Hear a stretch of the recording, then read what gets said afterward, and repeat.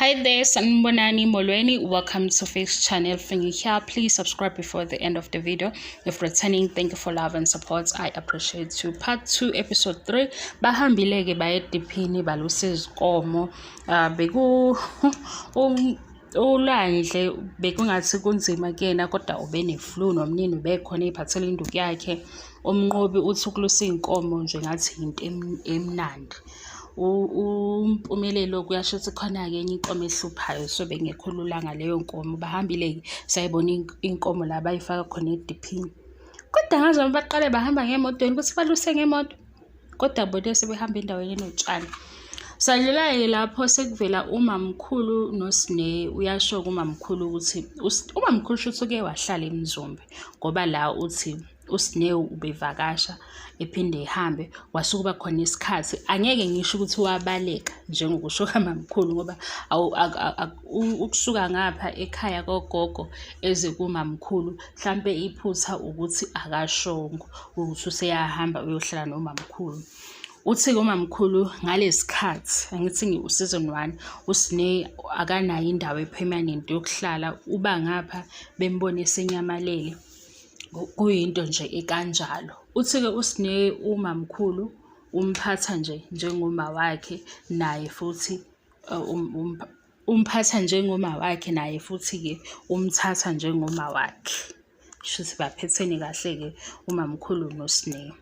Kuba-ke nesikhathi ubaba uMseleki wabiza abafana ahlala nabo phandle lana-ke ababuza ukuthi sebeyajola or bayathandana or baqonyiwe. Umnqobi nompumelelo bayavuma, uLwandle yena uthi cha.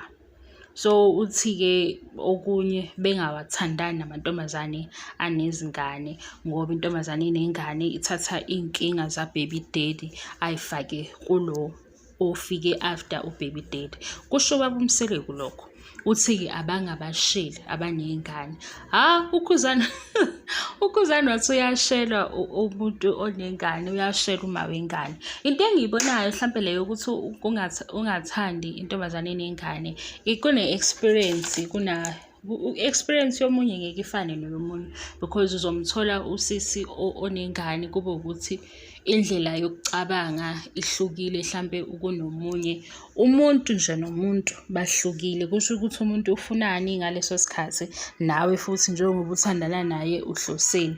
Angiboni ukuthi mhlambe sengaba-ke ingane eba inkinga ngaphandle-ke kwalaba-ke abalandela izinto ezijulile zamasiko ngaphandle kwalokho ngoba nami angazi ukuthi kuhamba kugciniphi.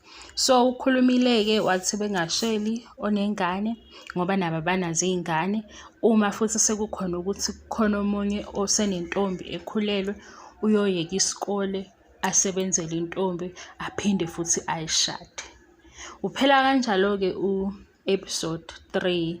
Phela ubaba uMseleki ehleli noMpumelelo ebabuza ukuthi impilo bayibona kanjani, ezomathandana, ezomjolo. Siyaqhubeka-ke siza ku-episode 4.